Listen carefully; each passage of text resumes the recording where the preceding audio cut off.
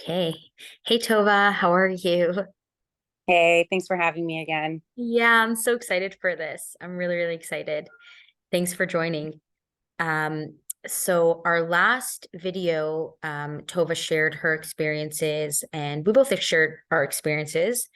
And we ended off by really expressing how we both had the similar experience where what really helped us and our tools that had really helped us only helped us from the point when we really surrendered. We first accepted our situation, whatever it was that we were going through, and we surrendered to like a higher power, higher consciousness, to Hashem, to God, whatever resonates with you. But we ultimately we just surrendered, and from that point, and also I should note, we're constantly surrendering. Like we're constantly accepting our situations, not like, okay, I've accepted and then that's it. But from that first main point of surrendering, only after that were these tools that we've implemented into our lives able to take effect to the way that they have, because we had really surrendered and we weren't coming from this place of needing to fix or change or heal ourselves. They were just an enhancement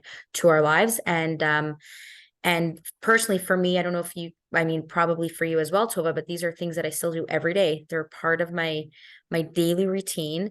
And I wouldn't say they continue healing me. It's just a part of my daily routine of just staying. Yeah, And yeah. And we still like as humans, I know I do like have a like desire to just like run to the escape, like to escape it.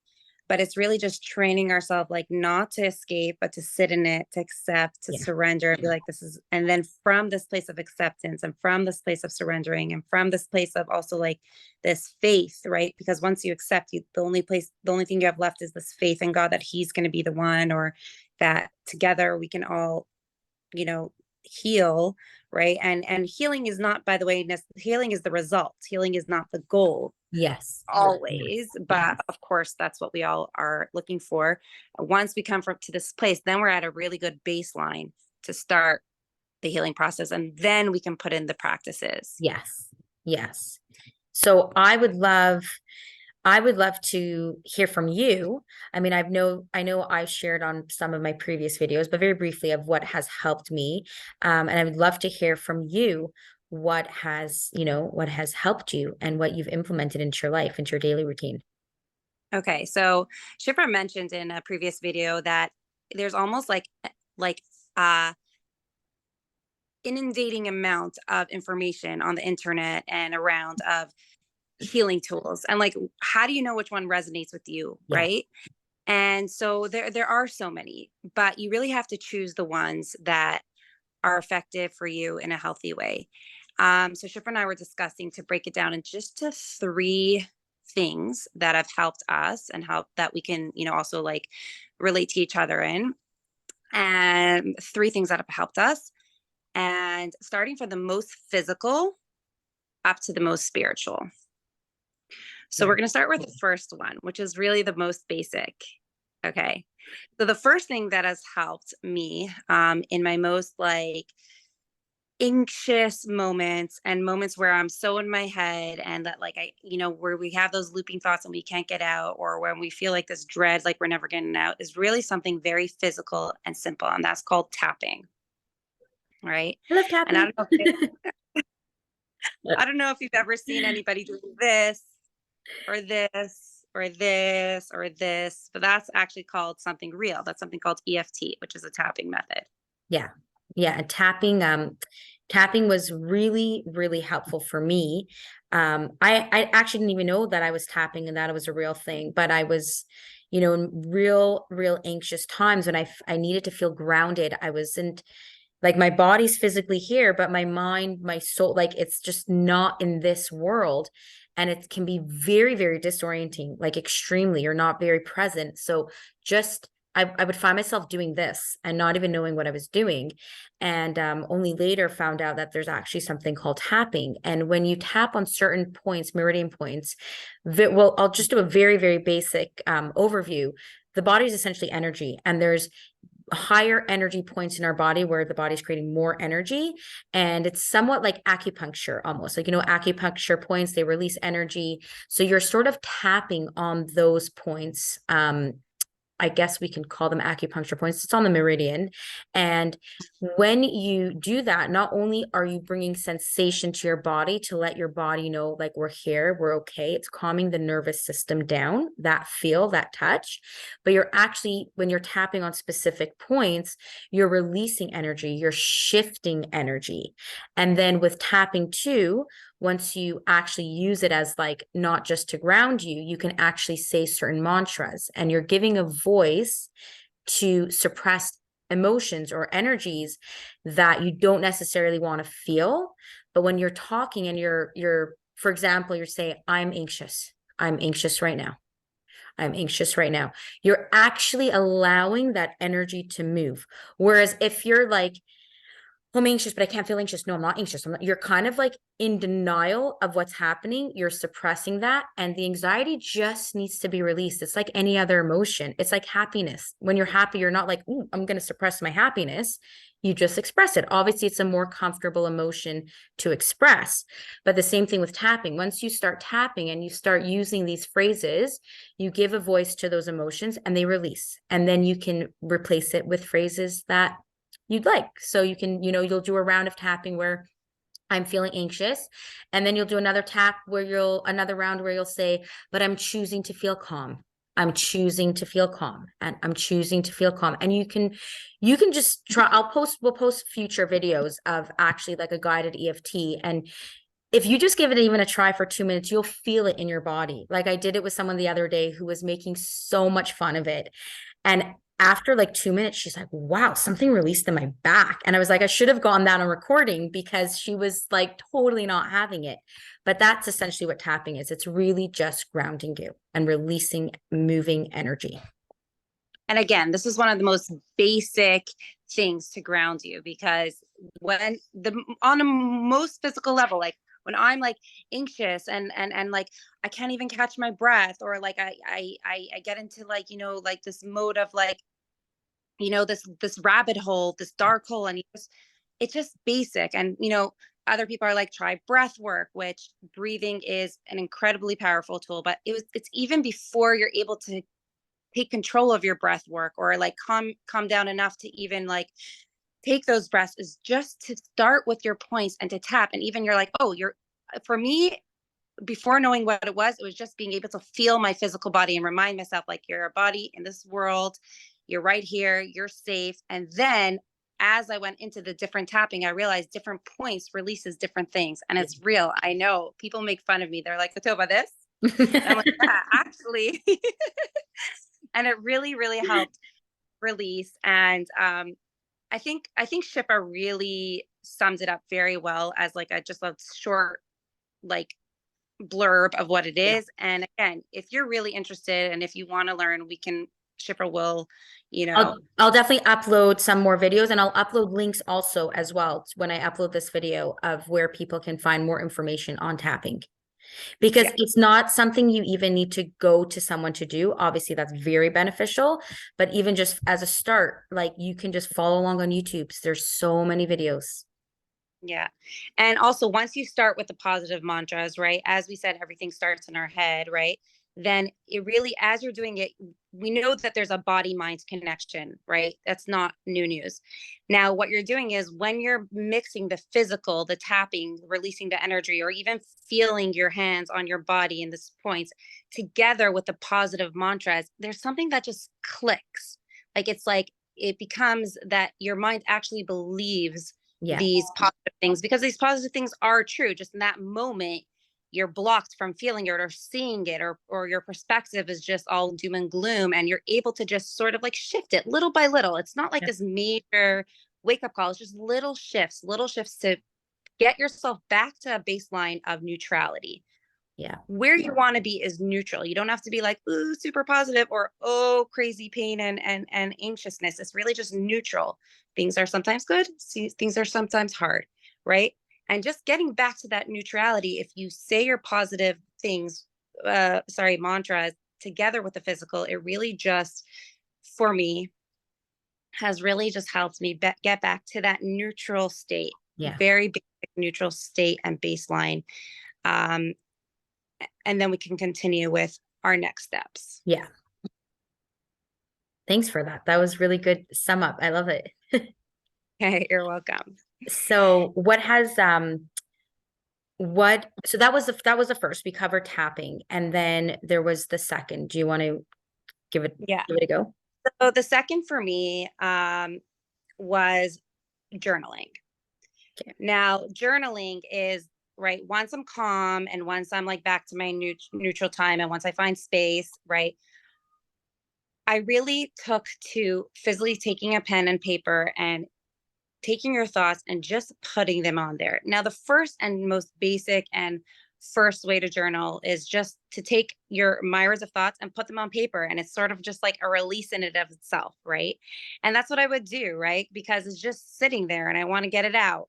And I would just write and write and write. And I would do this as a practice. You don't always, feel like doing it or Yeah. know that that's what you need to do. But when you make it a daily practice, Yeah. um, and the practice is what is important, and you fill up those pages and then it's just out, right, and it's on the paper. And I just brought my journals here to show you. This is just from the last two Oh, I love years. it. Yeah, pages and pages of that I felt. And the start of journaling, right, like Wow. literally just pages and pages and pages, right, and that was the start of it. Once you like make it a practice, then you can actually go into intentional journaling. Yeah. And that's Yeah. where the magic happens for me, where you can turn journaling as like just like a therapy and a practice into actually something that's a tool for healing and for transforming. So, just to go back to the basic where you just write your thoughts, right? Shipra, do you have anything to add to that? Like just what are your experiences of journaling? Because we spoke about it. Yeah, for sure. I think journaling for me, actually, I would want to say that it's probably been the first thing that I ever did. Um, and probably one of the only things that I did like alternatively while on medication. I remember going to therapy and having a really hard time even verbalizing, expressing myself verbally.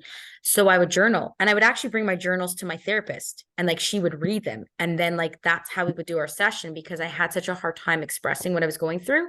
And that was just journaling whenever I felt I would feel a need to release what was going on in my head, like was driving me crazy. So it was just very much a release, and it wasn't intentional. I wasn't like erasing, I was just writing. It didn't even have to make sense. Like it didn't even matter. And if a random thought popped in, the random thought would, get jotted down. And that's how it's been for years. And then I would want to say the past 2 years, I went to more intentional journaling. So I would, I have like one journal that's a gratitude journal, and I just write every day things that I'm grateful for. And really with the gratitude journal, I try, and there's no rules, it's just journaling, but I try and really focus on the small things, because there's a lot of small things that seem small but can get overlooked, and it really creates this feeling in me like anything's possible now, like really anything's possible. And I have that as a journal, and then I also have like intentional journaling, like you mentioned, where I will intentionally write the feelings or the life or the day that I would like to be living. No, not to say that I'm not, living the life. Obviously, what's happening now is happening, but in sometimes when I'm feeling a little off, or I'm feeling heavy, or the energy's heavy, I'll journal what it would feel like to not feel heavy, and what it would feel like to be light on my feet and the sun is shining and I'm at the beach, or right, I'm intentionally almost like visualizing, but jotting down visualizations of where I see myself. And those journals I'll actually refer back to. I'll actually reread them like, oh, that's cool. This is, you kind of like lose yourself in it. It's almost like a journaling meditation, I would say. Yeah. Yeah. Yeah. And like there's things about like, when you write about where you want to be or your sort of like goals, but not Surely that you write goals. there, then what you're doing is you're giving it power, because once it's out and it's physically on paper, right? And then you're keeping on, you sort of keep writing your intentions again and again in different ways. It's out. There's It's a physical form in them, and you have sort of like almost a responsibility to them. yeah. Uh, Yeah. I like yeah. what you said. I like what you mentioned. It's kind of like writing goals, but I would change the word goals. It's like writing the scene of the goal. Like if this goal was achieved, how would it actually look? What would it feel like? Who would be around you? What would the scene be like? Right. So as opposed to like, I want to lose X amount of weight. Like, what would it feel like to lose the weight? What would you be doing on a day where you were 20 pounds lighter? Right. Like really going into that. And that's really fun. Like you said, that's where the magic happens, like the intentional journaling. It's like imagination. Yeah, and also the visualization, sorry, my words, of the future of what you want, because we all really can create the future we Yeah. want every day, in every action and in every thought and every speech, which we'll get into. Um, you're really just making it possible. You're giving Yeah. energy, power to what really can be and what you want to be. Yes. Um, and the cool thing about journaling, even non-intentional journaling, which I still do every day, just like write down thoughts, is I can really look back sometimes. Most of the times I don't look back. I really just write it for the sake of writing. But I can really look back and be like, okay, today's June 14th, 2023. Hey, where was I last year on June Yeah. 14th, 23? And I look it up and I'm like, hey, okay, let's look out here. And I'll be like, wow, sometimes it's like such an inspiration of like how far I've got, or how I've been able to change my thought process, or Yeah. how I've been able to change my reactions to stimulus, or where I was in that moment and where I am now. And sometimes it's actually sobering, and it's like, hey, I'm literally in the same place. Like, what? You know? And, sometimes we talk about growth as like an upward spiral. Like we still always come to the same places in life, but just maybe on a bit of a higher level, right? Yes. And in doing that, and in journaling, it really is a powerful way of keeping track, holding yourself accountable in some ways, and also just really being able to get what's in here down here. Yeah, exactly. Yeah. I would love to just add for journaling. Some people really cannot journal right now. Maybe in the future they can. And it's really about releasing thoughts and energies, right? So sometimes like there are days where I'm like, Shifra, you should journal because you're gonna feel better. And I just can't. And so I'll voice note myself, I'll voice record, I'll just record, or I'll stand in front of the mirror and I'll just blurt out what's on my mind, right? So the point that I want people to actually get is like, you don't need to go out and buy journals. You don't need to set time aside if there's resistance within you, right? But it's just about releasing what's on your mind, what's going on up there. Just get it out. So if it even means like literally talking to yourself in the mirror, talking to a friend, I think just both of us resonated very strongly with journaling. So that's why we use that as the example, but it's really also about releasing. And then again, going back to what Tova said before, sometimes things are good for us and we do need to make them a practice, right? So everybody can decide on their own, like, is journaling, does it really speak to me? If it doesn't, don't force it. If it speaks to you, yeah, sometimes you might need a bit motivation to like journal, and you might need that little bit of a push. I know this is good for me, let me do it. But you as a person, you decide if it resonates with you or not. And then if it doesn't, find another way to release what's going on in your head, because it needs to move. It does need to move to feel better. Yeah.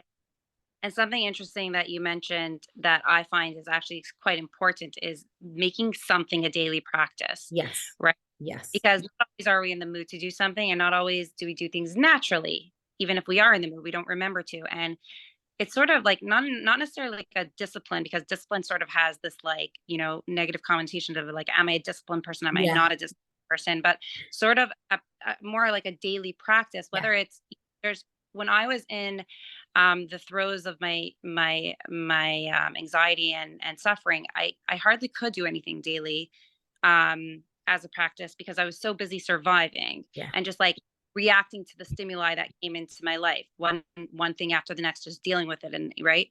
But when you actually proactively make something a practice, it really is something that you could just like look look back on yourself and be like, hey, I did something daily. And for me, journaling was one of the first things that I was able to do as a daily practice. And whether for you it's a walk in the morning where you just like let your thoughts ride and you notice things, right? Or whether it's a drink of water in the morning, as small as just waking up and having a drink and saying Yeah. a bracha.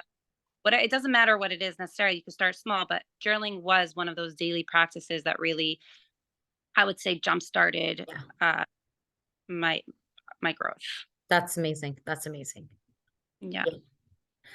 I do think just one more thing on this note, it's really about there's a daily practice, which sometimes, as humans, we sometimes need a push, right? We just need a, like, I love working out. Some days I need more of a push to work out and I know it's good for me. And some days I don't need a push, but it's really knowing, is there like real strong resistance here, right? Because there are so many different methods and tools that people can use. And when you're on this journey of self-growth and healing and really trying to connect to yourself, you're going to be met with maybe resistance, but there's like real resistance where something's just not working. And you don't need to push through that. You don't need to push through that resistance. That's what I just want people to know. That's right. Yeah. Thank you for that. Okay. Okay. And then we can talk about our final tool that has helped both of us. And in this, it was really, really cool to talk to Shifra about because this is something I just newly discovered, really newly, like 6 months old. And when I spoke to Shifra, and she also like sort of newly discovered this, I felt such a like profound connection um to Shifra, and such a profound like sort of um opening to this being like something that could really help other people who are not aware of what it is. And that is the learning of Hasidus. Yeah, I Uh, love it. now, definitely something more spiritual, but I feel like we went from something like the most physical, like tapping, to the, Yeah. or in the thought, the realm of thoughts, which is, journaling. And this is quite spiritual. Like you do have to create some space in order to be able to do this. Um, I recently, 6 months ago, got married to someone Lubavitch, and he something that is really new to me is Hasidus. I always thought, like, what is Hasidus? Like, I thought it's like I didn't know what it was. Like, Ivdu es Hashem b'simcha, people who are like extreme in their ways of, you know, um, serving Hashem, or I just thought it was like those Hasidic stories, the rabbis or whatever it was. And what I didn't realize until I actually picked up, a sefer and learned was that it's so much more than that, not that at all, actually. Right. What he was is when and I started with just the basic of the Balatanya, which is the Tanya. I started reading it actually even before I got married, and then like I started like just I was didn't such know that. yeah Wow. um was that it's an incredible eye-opening philosophy. It's based on the Zohar. It's based on mysticism, but it's also based on just really practical, physical, like philosophy of what is this world made up and who are we, what are we made up of. And learning it really just started an awareness of, wow, we are more than our body, we are even more than our emotions, and we're we're a soul. And what are we made up of, and what are we comprised of? And when you see it just so clearly, we're just these bodies that God animated and vested in attributes that we can use to create a life. And when I was like, became aware of this and learned and got it delved into deeper and deeper, it really showed me like, wow, I'm not my emotions. I'm not my thoughts. I'm not my speech. And I'm not even my action. Those are just things that we use to create a life. And it was really cool when Shiva told me like, hey, she does chitas every day, which is Chumash Tanya and And Tehillim. Killen, yeah. I'm like, wow, you really, um, it really like, I was so impressed, and also really like, I Aw. felt camaraderie of sort of like, this is something that has not only helped me, but has helped Shifra as well. Yeah, sorry, I'm just charging up here. I realized that my computer's gonna die, so there we go. Sorry about all the movement. Um, yeah, I was blown away when you were like talking about Tanya, because I don't want to, I guess in my world, my world of, friends and whatnot, it wasn't as common. Or even for me growing up, it wasn't like, I did grow up from a Hasidic family, but and I surrounded by Hasidus, but I couldn't necessarily pinpoint, obviously, like what you said, Ivdu es Hashem b'simcha. I knew that that was, the big difference. But the concepts that I've been reading about in Tanya, they were just fascinating to me, because these are really ideas that have helped me in healing. Really, like the idea of, we're not our mind, we're not our body, we're not our thoughts, we're like a higher consciousness. And I was getting all of these ideas from not Jewish sources and spirituality and a lot of other people that were talking about this. And I was taking courses, and I was joining meditation groups and doing weekly Zooms, and like totally not Jewish, right? And there's nothing wrong with that. It was beautiful. It still is. But I somehow found myself learning Tanya and was like, whoa, like 1 second, this is like in our own backyard. Like my own like Jewish roots is talking about, like, I'm not my thought and I'm not my story, and I can go beyond that, and I can almost like observe myself. Like that's a Jewish concept. Like it was very, I guess, comforting to me, like very, like felt like home, felt safe. And then that's when I started learning that, and kind of like how, we brought to the bringing to our third point now, how that I found so much comfort there, so much comfort and healing in this learning. Like I was getting up early to join Tanya classes. Like I'm Yeah. I'm Yeah. not in school or in college, and I'm just like, no, we have Tanya. It's 8:30. We got to go. Like, Yeah. so When you start, it's really something so enlightening that I found myself so drawn to it. And just to give you a basic, because we're not going to be able to really, I feel like just to give you like a starter point, like a little taste of what it yeah, is, right? please. Uh, the ball, it starts off with the concept of the Baal Shem Tov, but really, and mixed with the Zohar. And really what it is bringing down philosophy and mysticism down to to each basic person's knowledge. Like you can biteable like pieces that you can really understand it. Every basic person can learn this.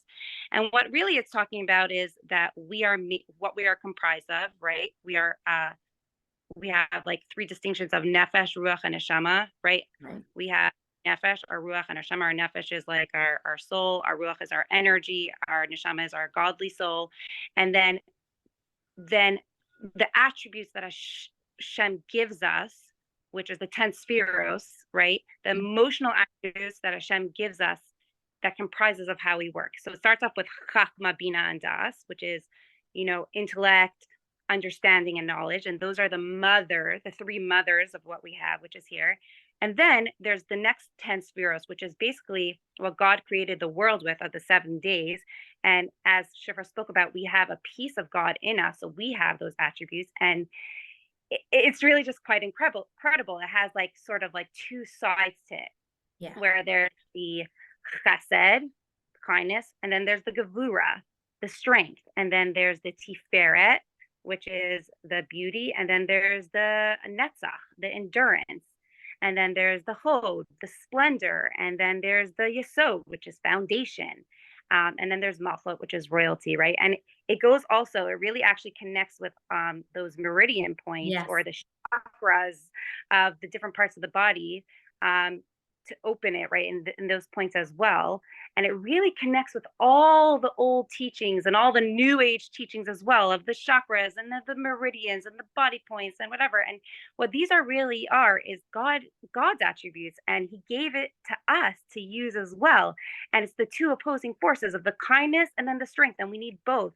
And when you realize like these are just attributes that God has and that he gave us, we're not our emotions, we're not love, we're not strength, we're not, right? What we are is those are just attributes, and we're above that. And we have our chachma, bina, and das that God gave us, to really understand and have the wisdom and the knowledge to what to do with that, and also how to use it, and that we're above it, and we have this godly soul and this animal soul, and how do we reconcile that? And this is every human experience, and what are we here for?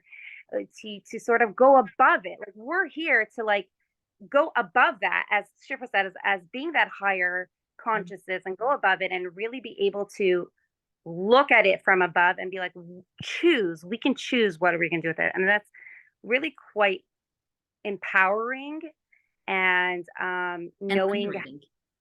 and liberating, and knowing how each and every thought, speech, and action that we do, how that affects our world, the people around us, and also the other worlds, right? And it really gets into it, and it's really, really quite incredible. And if anyone's thirsty for this, you can look at the Tanya, and just as a start, and then there, it's just, as you go in, it just opens the world more and more and more and more, and that perspective that you can get as like what we have and the tools we have and what we're vested with in this life, and we have this, one lifetime to really take it and use it, is really what's continuing my growth. Like, it's continuing the healing, and I want to spread that. I really do. Hasidus is not extremism. It's not, just serve Hashem with love. Like, it's really learning what this world is comprised of. And once everyone could understand this, and every basic person, no matter what level you're on, could understand this, it really, really helps. It really, really helps to just, redirect what we're on this world for. I love And that. I love that. You explained that so beautifully, like in such a short amount of time. You really, really just kind of brought that full circle, and really, yeah, that was amazing. That was so beautiful. yeah, Yeah. and that's, these are just like three tools of many that are out there. So find the ones that you resonate with. Find the things that work for you, and just just leaving off with a message that there's more to life than our thoughts and feelings. There's way more. And if we can get ourselves out of that rut, which you can, and if we can get ourselves above that, which you will, and knowing the impermanence of life and of our thoughts and of our moments, and each moment can change, right? Also in our journaling, when I say like, oh, like in that moment and in that day and in that year, I thought my life was completely disaster and it was over and there was no way out. And in that moment, I felt light and airy, and like I saw the opportunities and my creativity was flowing, and I was able to continue and grow and build my next step and my next step, and accomplish this and accomplish that. Like, just to see that those two realities are both real, and they're both exist. Yeah. And that life is, that is the human experience. Yeah. Yeah. Wow. Thank you so much, Tova. That was so inspiring and so powerful, really. And I'm so happy that you really, you had the courage to really reach out and to want to do this and connect and spread your message, because we go through whatever it is we go through in life. There's a reason. Not always do we know the reason, and that doesn't actually matter. What matters is that you're here and you showed up and you're spreading your truth. And the more people that show up, that spread their truth, that can show up authentic, the better off we are as a unit, as a whole, as a world in this universe, right? As a people. And we don't have to take these crazy big actions to make a difference. Literally, just by showing up in our truth, we are shifting the world for better, and getting and essentially bringing people closer to themselves, which brings us closer to God, to Hashem. And that's, I think that's what we're here for.